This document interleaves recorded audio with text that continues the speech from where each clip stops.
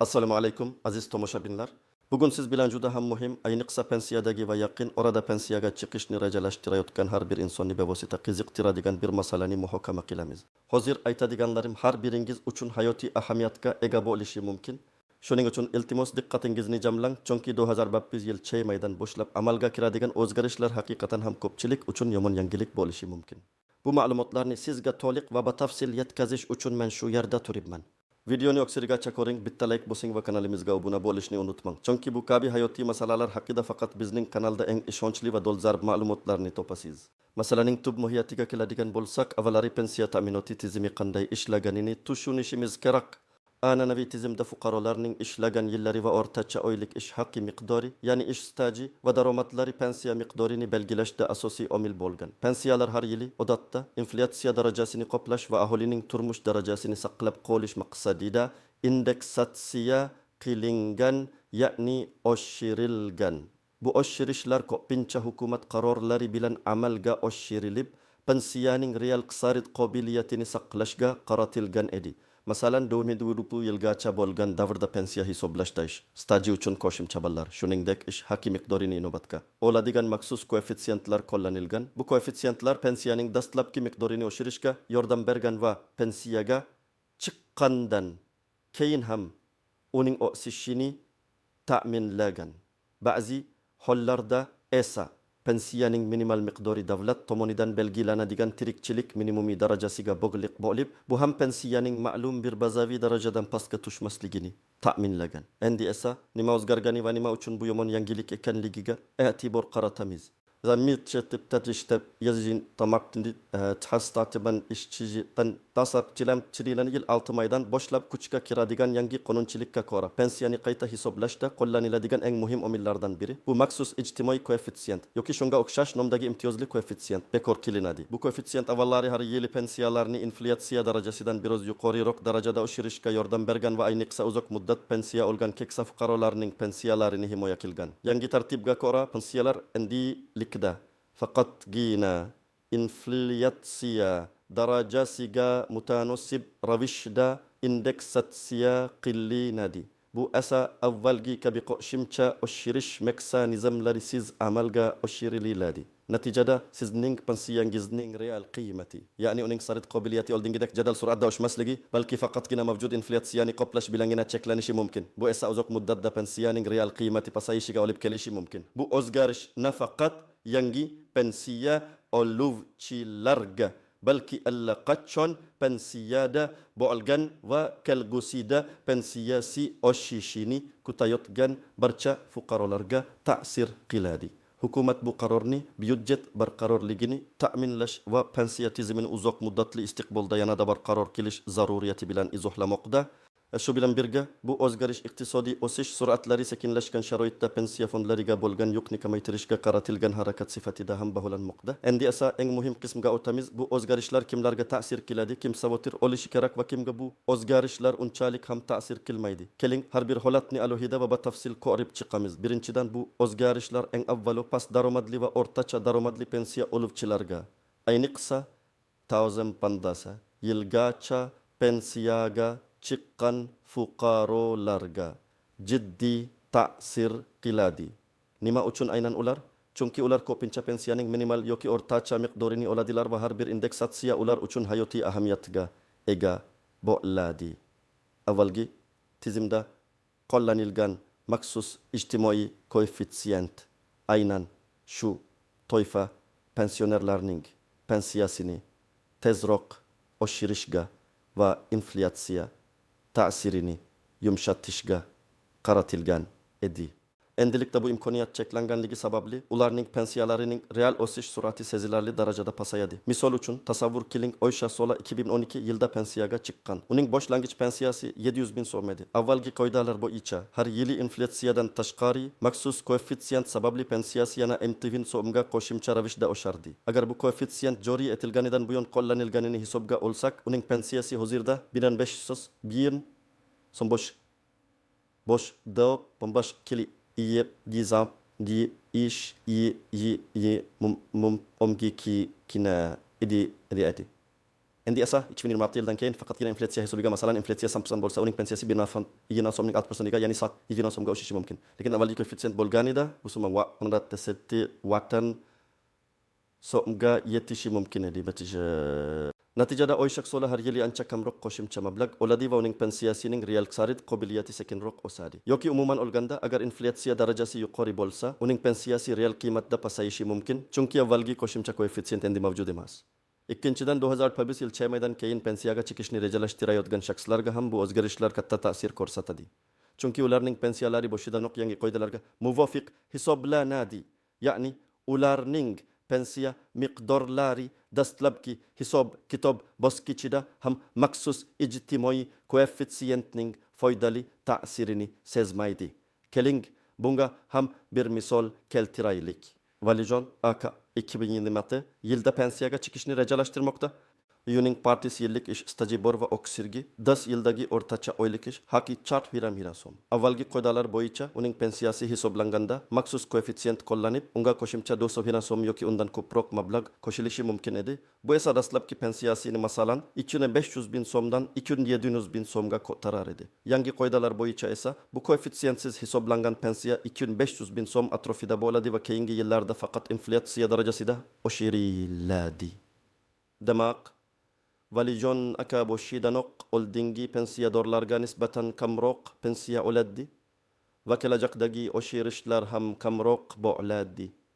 Bu holat ayniqsa yuqori malakali, uzoq muddat ishlagan va nisbatan yuqori daromad olgan fuqarolar uchun ham noxush holatdir, chunki ular avvalgi tizimda qo'shimcha rag'batlantirish mexanizmlaridan ko'proq foydalanish imkoniyatiga ega edilar. Uchinchidan, kimlar savotir olmasligi kerak yoki kimga bu o'zgarishlar unchalik ta'sir ta'siri kalitachili tanalmama ama ayatda deb tadaydi.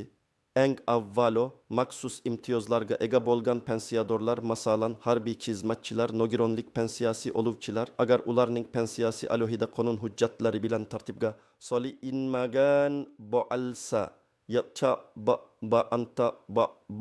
yoki davlatning maxsus dasturlari doirasida qo'shimcha nafaqalar oladigan fuqarolarga bu o'zgarish unchalik katta ta'sir qilmaydi.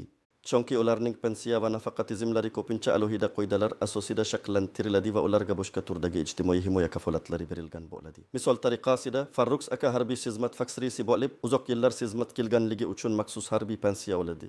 Uning pensiyasi har yili umumiy fuqarolik pensiyalaridan farqli ravishda alohida me'yoriy hujjatlar asosida, masalan harbiy xizmatchilarning ish haqi o'zgarishiga bog'liq holda qayta hisoblanadi.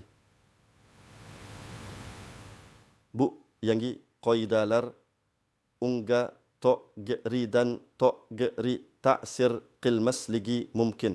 Chunki uning pensiyasini belgilashda maxsus ijtimoiy koeffitsiyentining qo'llanishi umuman nazarda tutilmagan bo'lishi ehtimol. Shuningdek, juda yuqori daromadli va uzoq muddat davlatga katta miqdorda ijtimoiy to'lovlar qilgan ayrim fuqarolar uchun ham bu o'zgarish unchalik sezilarli bo'lmasligi mumkin. Chunki ularning pensiya miqdori shundoq ham yuqori bo'lganligi sababli. Kichikroq indeksatsiya ularning turmush tarziga jiddiy ta'sir ko'rsatmasligi mumkin. Biroq bu mutlaqo ta'sir qilmaydi degani emas, shunchaki ta'sir darajasi boshqa guruhlarga nisbatan kamroq bo'ladi.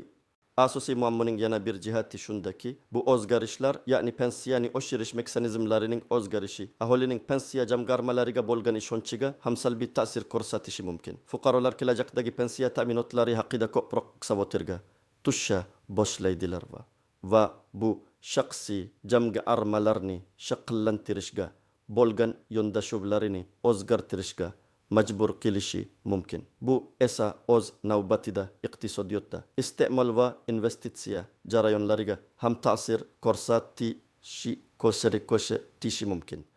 Keling, endi bu qoidalarning ba'zi istisnolari, tuzoqlari va ko'zdan yashirin jihatlariga e'tibor qaratamiz.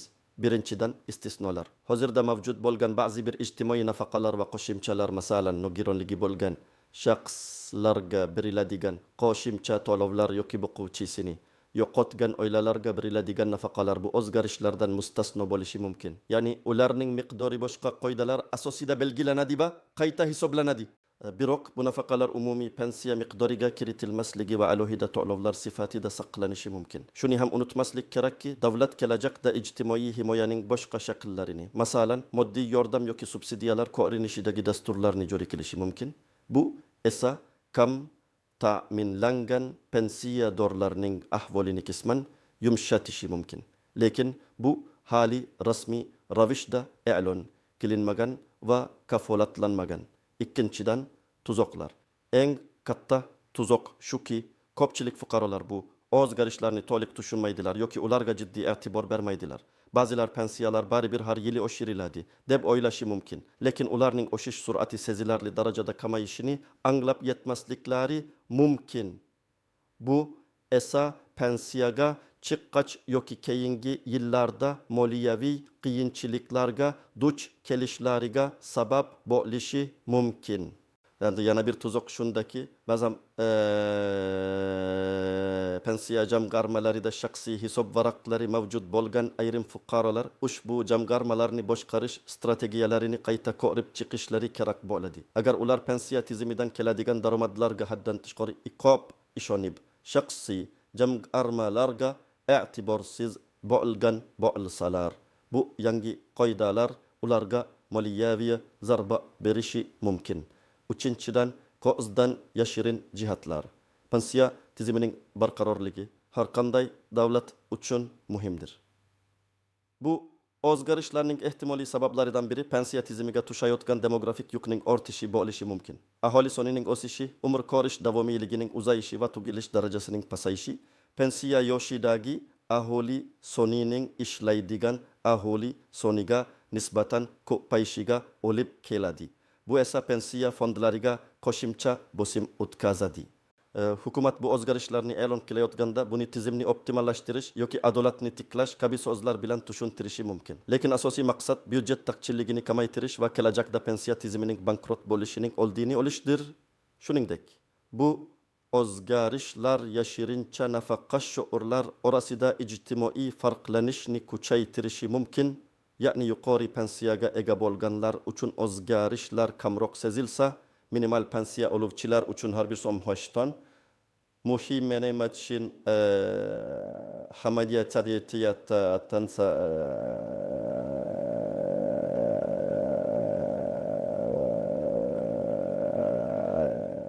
Xo'sh, bu vaziyatda nima qilish kerak? Keling, amaliy maslahatlarga o'tamiz va aniq ko'rsatmalar beramiz. Bir, vaziyatni tahlil qiling va pensiya miqdorini aniqlashtiring. Ennadetin aqtaqtotne dozamni utatok. Eng avvalo sizning joriy pensiya miqdoringiz qancha va uni hisoblashda qanday koeffitsiyentlar qo'llanilganini aniqlab oling. Buning uchun siz yashash joyingizdagi pensiya jamg'armasining bo'limiga murojaat qilishingiz kerak. O'zingiz bilan pasportingiz va pensiya guvohnomangizni olishni unutmang. U yerda sizga shaxsiy hisobingizdan ko'chirma berishlari va pensiya miqdori qanday shakllanganini tushuntirishlari shart. Sizning pensiyangiz qaysi asosiy qismdan iborat ekanligi, qaysi qo'shimcha to'lovlar mavjudligi va aynan maxsus ijtimoiy koeffitsient sizning pensiyangizga qanday ta'sir qilganini so'rang. Bu ma'lumotlar sizga keyingi qadamlarni belgilashda yordam beradi. Itu tanli tali moliyaviy rejangizni qayta ko'rib chiqing. Agar siz hali pensiyada bo'lmasangiz, lekin yaqin orada pensiyaga chiqishni rejalashtirayotgan bo'lsangiz, moliyaviy rejangizni hozirroq qayta ko'rib chiqing. Pensiya yoshingizga qadar qancha qo'shimcha pul jamg'arishingiz mumkinligini hisoblab chiqing. Shaxsiy tejash depozitlar, hatto qo'shimcha ish topish imkoniyatlarini ko'rib chiqing. Pensiyaga chiqqandan so'ng o'rtacha qancha pul sizga yetarli bo'lishini aniqlang va yangi qoidalar asosida hisoblangan pensiyangiz bu miqdorni qoplay oladimi, yo'qmi baholang. Agar yo'q bo'lsa, moliyaviy farqni qoplash uchun boshqa daromad manbalarini qidirishga harakat qiling. 3. Pensiya fondiga yozma murojaat qiling. Agar siz pensiyada bo'lsangiz va bu o'zgarishlarning sizning pensiya miqdoringizga qanday ta'sir qilishini batafsil tushunishni istasangiz, pensiya jamg'armasiga yozma murojaat qiling. Arizangizda 2026 yil 6 maydan keyin pensiyangizni qayta hisoblash mexanizmlari qanday o'zgarishini va aynan sizning holatingizda bu qanday oqibatlarga olib kelishini tushuntirishlarini so'rang. Yozma javob talab qiling, chunki og'zaki ma'lumotlar keyinchalik noto'g'ri tushunilishi mumkin. arizaning nussasini o'zingizda saqlab qoling va unga kirish raqami qo'yishlarini so'rang. Gard huquqiy maslahat oling.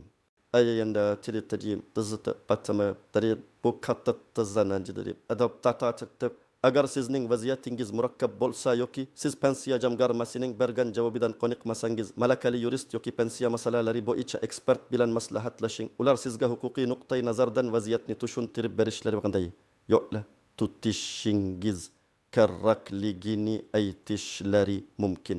Ba'zi hollarda agar qonunchilikda tushunmovchiliklar yoki ziddiyatlar mavjud bo'lsa, sud orqali o'z huquqlaringizni himoya qilish imkoniyati ham bo'lishi mumkin. Mech ijtimoiy himoya dasturlarini o'rganing.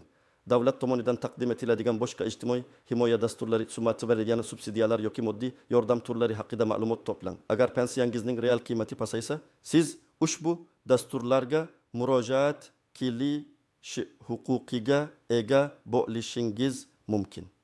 Bu ma'lumotlarni mahalla fuqarolar yig'inlarida, bandlik va mehnat munosabatlari vazirligining hududiy bo'limlarida yoki ijtimoiy himoya agentligida olishingiz mumkin. Ba'zan kommunal xizmatlarga to'lovlar, dorilar yoki oziq-ovqat uchun maxsus subsidiyalar mavjud bo'ladi. Ijtimoiy faollikni oshiring. Agar sizda imkoniyat bo'lsa, keksa yoshdagi fuqarolar birlashmalariga qo'shiling. Jamoaviy murojaatlar va takliflar ko'pincha individual murojaatlardan ko'proq e'tiborga olinadi. Asoza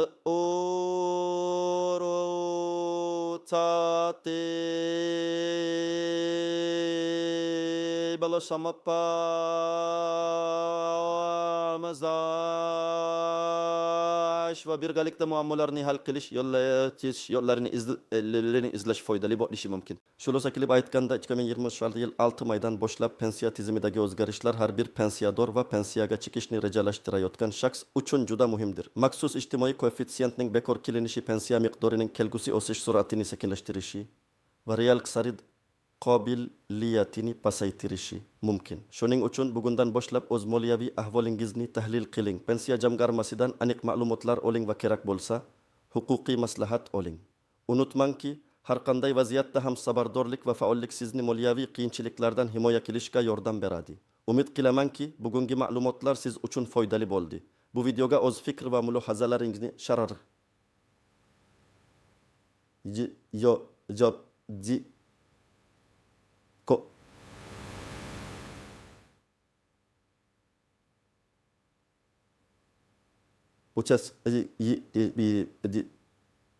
video siz uchun foydali bo'lgan bo'lsa, albatta like bosing va kanalimizga obuna bo'lishni unutmang. Chunki sizning qo'llab-quvvatlashingiz bizga yanada ko'proq muhim ma'lumotlar bilan bo'lishishga ilhom beradi. Keyingi videolarda ko'rishguncha o'zingizni va yaqinlaringizni asrang.